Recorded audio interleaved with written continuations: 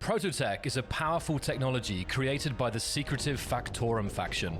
Space engineers can acquire PROTOTECH blocks by engaging the Factorum and carefully extracting these blocks from dangerous encounters. PROTOTECH blocks contain special components which cannot be removed without critically damaging the block. The Factorum has gone to great lengths to ensure these cannot be reverse engineered, making the blocks themselves incredibly valuable. In rare instances, explorers may come across components in storage containers of planetary or space-based encounters. For now, the Factorum holds the key to this mysterious technology. It's up to you to level the playing field and challenge the Factorum's claim to supremacy.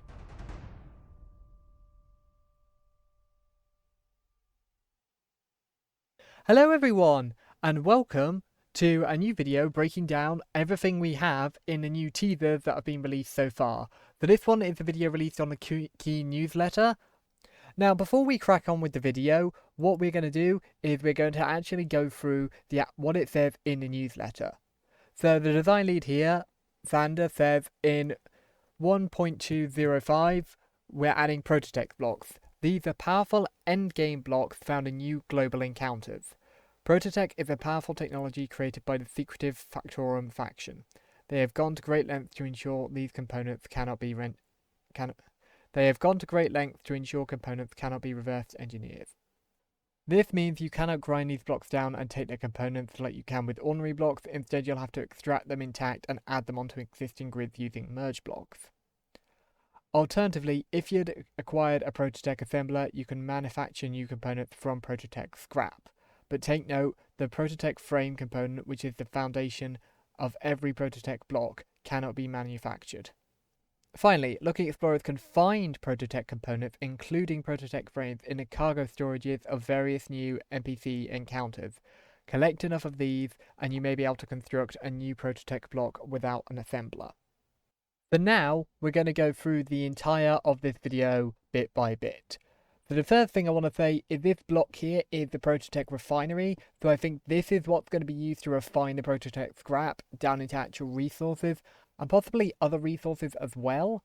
I will say I do think this looks very, very cool, but there is something interesting that I wonder if people will notice. So here we do have the global encounters demonstrated, so they kind of will look like this. I'm not fully enthused by this because I feel like they should be more difficult. Because if we take it back, we only have one artillery turret and a big door and a bit of wreckage of ships up there. But it doesn't seem that challenging to take out. So I wonder if we have to fight waves of ships or what we'll have to do. But the point is, if I'd seen this, I would be basically like, oh right, that's pretty easy. We just...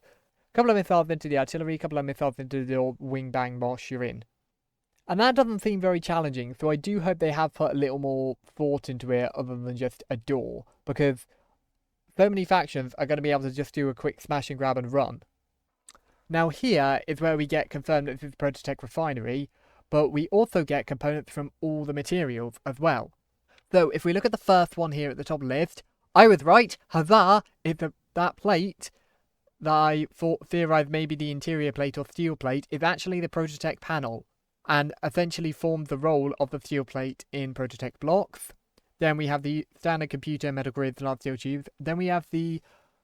But after the steel tubes, there is something interesting. There is the PROTOTECH cooling unit, which we haven't actually seen a photo of. It's not in the other components that we've seen previously, but that's still very interesting. And then after, it looks like what I thought was possibly a kind of power cell or fusion cell or like a reactor component is actually called the PROTOTECH machinery.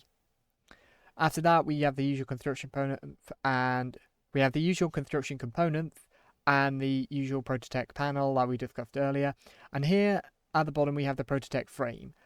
Now, it seems when grinding them down, you lose the PROTOTECH frames, the machineries, and the cooling units, but you don't lose the panels, which I think is quite nice. But frames are important because that's what you actually build these blocks out of and what you can find in the other structures. But of course, you need the PROTOTECH assembler in order to make these other components as well, and I predict they're going to be prohibitively expensive. So as shown here, this is what the outpost will look like where you have to steal the frames from. Now again, I will say, I'm not particularly infused by the lack of guns. Like, we have an interior turret here, we have a turret on the top, and again, like, you can come in with a fighter, just take off the top gun, and, like, a couple of missiles, or whether player made or not, it doesn't seem to be that much of a challenge, I will say that. Like, I feel like they could have maybe done a little better with it. Though, there is something interesting that I, will point out. I'm not sure if this is just background dressing, or whether or not these will actually play a part, but if you look in the back, we have to see a defense platform looking thing with solar panels over in the right.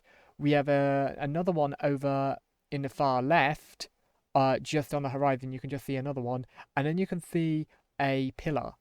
So I don't know if this is actually just a defense grid, or like a watchtower that's posted actually before it, and the grid's actually going to be massive, but you know, that's just a theory. But one thing I will say, I do hope we get bigger outposts, because this doesn't look that challenging.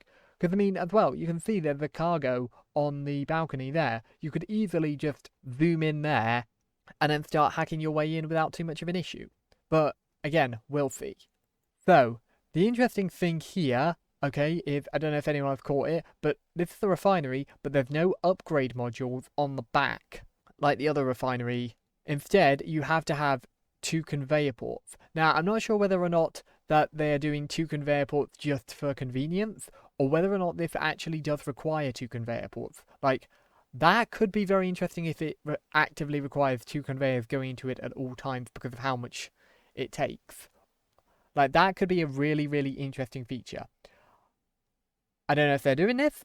Like, that's just a wild theory, but I just thought, kind of odd that there's 2 on the back and there's no upgrade modules. I will say here, this shot does actually excite me because you've got the Factorum actually coming in with ships to fight you.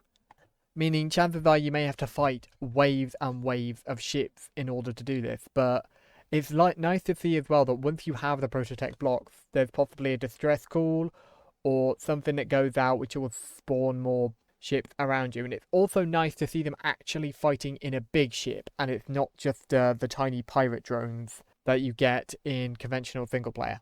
Now, the final thing is going to be the teaser released in the live stream. And this is only a small thing, but this is actually just the inset conveyor block, and that's in the middle here. Now, when I first posted this in my faction Discord, a couple of people pointed out that the blocks on the end could be new blocks. However, this blue one circled here, that is just a industrial cargo container.